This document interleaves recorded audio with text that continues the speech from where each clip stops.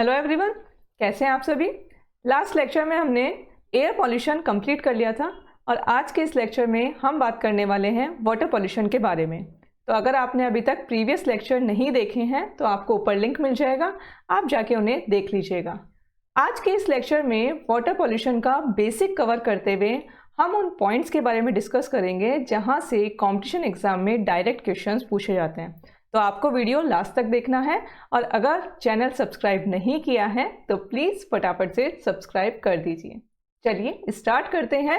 Water pollution क्या होता है? देखिए, जब मैंने आपको पॉल्यूशन पढ़ाया था तब भी समझाया था कि addition of contamination is basically pollution. तो अगर ये कंटामिनेशन वाटर बॉडीज़ में ऐड हो रहा है जिसकी वजह से वाटर ह्यूमन यूज़ के लिए अनसेफ हो जाए और एक्वेटिक इकोसिस्टम पर ये एडवर्स इफेक्ट डाले तो it is called water pollution. ठीक है, ये तो हुई बेसिक डेफिनेशन की बात। अब बात करते हैं कौन कौन है जो वाटर को पॉल्यूट कर रहा है। तो देखिए, सबसे मेजर वाटर पॉल्यूशन जो है वो किसकी वजह से होता है? पैथोजेंस की वजह से। क्या है ये pathogens? Micro organism, disease causing agent, जिनकी वजह से डिजीज होती है। क्या सोर्स है इनका? डोमेस्टिक सीवेज, जो हमारे घरों से कचरा निकलता है, वेजिटेबल पील्स, एनिमल वेस्ट, ये क्या होते हैं? ये वाटर के अंदर जाकर इनको एनवायरनमेंट प्रोवाइड करवाते हैं जहां पर माइक्रो ऑर्गेनिज्म ग्रो करते हैं और जिसकी वजह से डिजीज फैलती है। सेकेंड मेजर कॉस्ट है ऑर्गेनिक वेस्ट। पॉल्यूटेंट कौन सा है? Second, organic waste. जितने भी डोमेस्टिक सीवेज हैं, इसके अलावा लीव्स, ग्रास, ट्रैश, जो एनिमल और प्लांट्स डिके होते हैं, ये बेसिकली ऑर्गेनिक वेस्ट की कैटेगरी में आते हैं। थर्ड पॉइंट है प्लांट न्यूट्रिएंट्स। देखो, जो केमिकल फर्टिलाइजर्स हैं इनमें बेसिकली सबसे ज़्यादा फॉस्फेट प्रेजेंट होता है। ये फॉस्फेट जब वाटर के साथ मिक्स होता है तो एल्गी प्रोडक्शन के लिए एनवायरनमेंट प्रोवाइड करवाता है। ये एल्गी जो प्रोड्यूस होती है, जो आप लोग देखते हो वाटर के ऊपर ग्रीन कलर की काई जिसे हम कहते हैं वो जम जाती है, इसे क्या कहा जाता है? इसे कहा जाता है यूट्रोफिकेशन। ये ध्यान रखिएगा, टर्मिनोलॉजी आपको पता होनी चाहिए। This is called eutrophication. ठीक है, अच्छा, इसकी वजह से क्या होता है? जो वाटर में डिसॉल्व ऑक्सीजन का अमाउंट है वो डिक्रीज हो जाता है। क्या मतलब है डिसॉल्व ऑक्सीजन? ये हम लोग डिस्कस करेंगे अभी थोड़ी देर में। ठीक है, तो ये थर्ड मेजर पॉल्यूटेंट की कैटेगरी में आता है।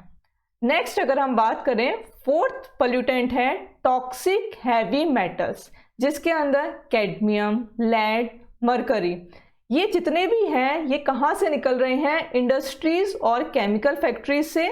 इनका माइन्यूट अमाउंट भी वाटर को पॉल्यूट करता है जो हमारी हेल्थ के लिए हार्मफुल होता है।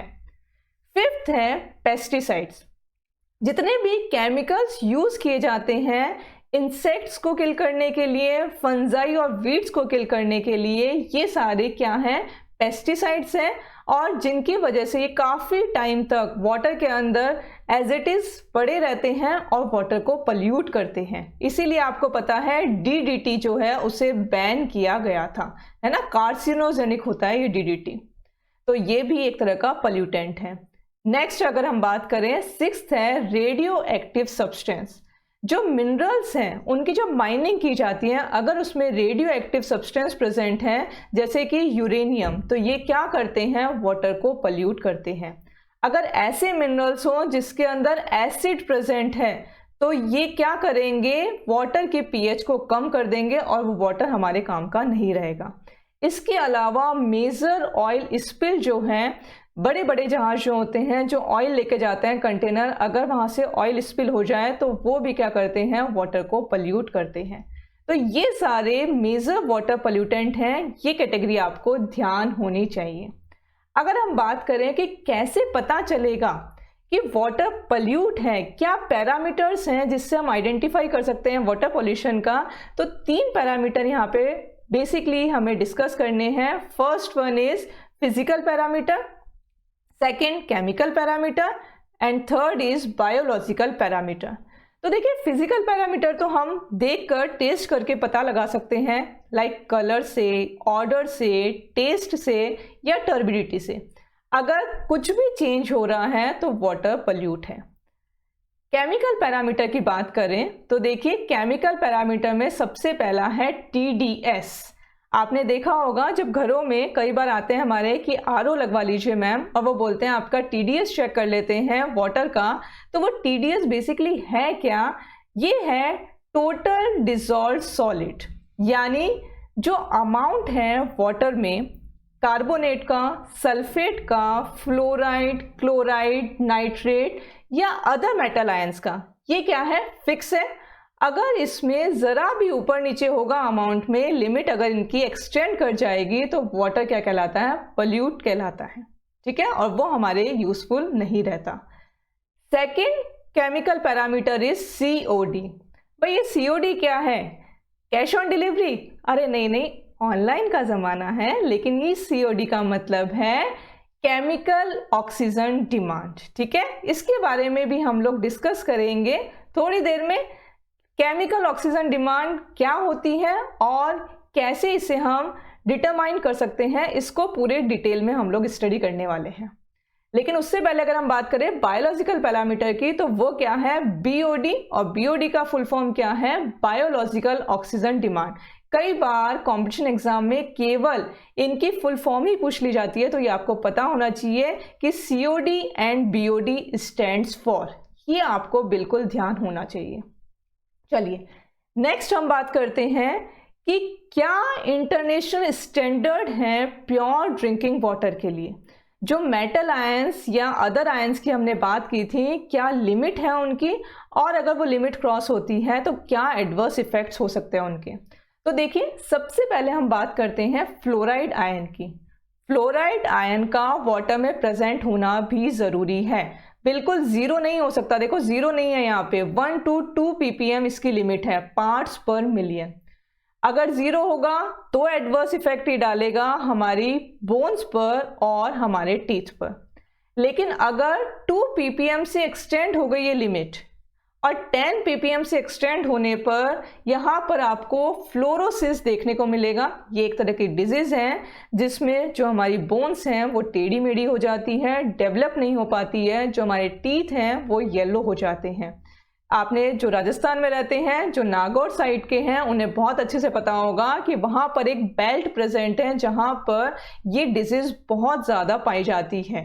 ठीक है, अब अगर हम बात करें second nitrate ion. Nitrate ion जो है उसकी लिमिट है 0 to 50 ppm पार्ट्स पर मिलियन। यानी अगर ये 50 ppm से ज़्यादा होगा तो क्या होगा, यहाँ पर मिथिमोग्लोबिनीमिया देखने को मिलेगा। ये एक तरह की डिजीज है जिसे ब्लू बेबी सिंड्रोम भी कहा जाता है। क्या मीनिंग है इसका? ब्लू बेबी सिंड्रोम का जो इन्फेंट होते हैं उनमें ये डिजीज देखने को मिलती है। जो हीमोग्लोबिन है वो हीमोग्लोबिन, और क्या काम होता है हीमोग्लोबिन का? ऑक्सीजन को कैरी करना। वो कैरी नहीं कर पाता है, अदर ऑर्गन्स तक हीमोग्लोबिन ऑक्सीजन को नहीं पहुंचा पाता है, जिस वजह से एक तरह का एनीमिया यहाँ पर देखने को मिलता है। और जो इन्फेंट है उसकी स्किन ब्लू कलर की हो जाती है, इस वजह से इसे ब्लू बेबी सिंड्रोम भी कहा जाता है। तो ये भी एक बहुत हार्मफुल इफेक्ट है। अगर हम बात करें थर्ड मेटल की, दैट इज लेड। लेड बहुत ही टॉक्सिक होता है।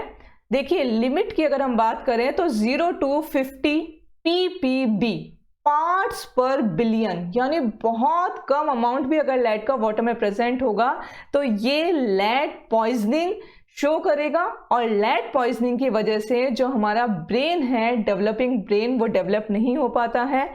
किडनी फेलियर देखने को मिलता है, लिवर डैमेज हो जाता है, रिप्रोडक्टिव सिस्टम जो है वो डैमेज हो जाता है। मतलब बहुत ही ज़्यादा टॉक्सिक है लेड, बिल्कुल प्रेजेंट नहीं होना चाहिए ये हमारे ड्रिंकिंग वाटर के अंदर। फोर्थ अगर हम बात करें that is sulphate ion. Sulphate ion इतना हार्मफुल नहीं होता है, आप लिमिट भी देख सकते हो यहाँ पे 0 to 500 ppm। मतलब अगर 500 पार्ट पर मिलियन में ये प्रेजेंट है तो ठीक है, अगर इससे ज़्यादा होता है तो यहाँ पर लैक्सेटिव इफेक्ट आपको देखने को मिलेगा। क्या मीनिंग है इस लेक्सेटिव इफेक्ट का? लेक्सेटिव इफेक्ट का मतलब है लूज मोशंस हो जाते हैं। तो सबसे हार्मफुल जो है वो लेड और नाइट्रेट एंड फ्लोराइड है। सल्फेट उतना हार्मफुल नहीं है, बट हाँ फिर भी लिमिट क्रॉस नहीं होनी चाहिए, ये लिमिट भी आपको ध्यान होनी चाहिए। और इनके एडवर्स इफेक्ट डायरेक्ट क्वेश्चन आते हैं कंपटीशन एग्जाम में। नेक्स्ट अगर हम बात करें, इनके अलावा कुछ और मेटल आयन हैं जिनकी मैक्सिमम प्रिस्क्राइब्ड कॉन्सेंट्रेशन ppm में कितनी है वो हमें पता होनी चाहिए। कैसे इसे लर्न करना है वो भी टेक्निक मैं आपको बताऊंगी। देखिए क्या क्या है हमारे पास यहाँ पर, cadmium, manganese, iron, aluminium, copper और जिंक। अप टू डाउन जाने पर यहाँ पर ये लिमिट जो है प्रिस्क्राइब्ड कॉन्सेंट्रेशन है वो इंक्रीज हो रही है। 0.005 कैडमियम के लिए, 0.05 मैग्नीज, आयरन और एल्यूमिनियम के लिए दोनों के लिए सेम है 0.2, देन कॉपर और जिंक 3 और 5। कैसे लर्न करोगे इसको? देखिए अभी आज ही कैट की मैरिज होने वाली है, तो भैया कैट, कैडमियम फॉर कैट, मन में कैसे लर्न करोगे इसको वो बता रही हूं मैं आपको। कैट मन में आए मतलब बहुत से दिल टूट चुके हैं, कैट की मैरिज हो रही है इसलिए, तो कैट मन में आ रही है। तो आलिया, यहाँ पर एल्यूमिनियम फॉर आलिया, ऐसे बहुत ही जल्दी लर्न हो जाते हैं स्टूडेंट्स को। आलिया क्यों जाए, Q फॉर कॉपर एंड जाए फॉर जिंक। तो कैट मन में आए, आलिया क्यों जाए, ऐसे लर्न करोगे, कभी लाइफ में नहीं भूलोगे। ये सारे मेटल आपको हमेशा याद रहेंगे और कॉन्सेंट्रेशन का ये इंक्रीजिंग ऑर्डर है।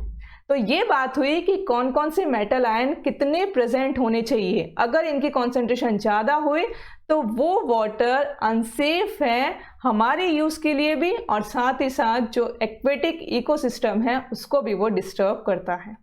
ठीक है, तो आज के लेक्चर को हम यहीं तक रखते हैं।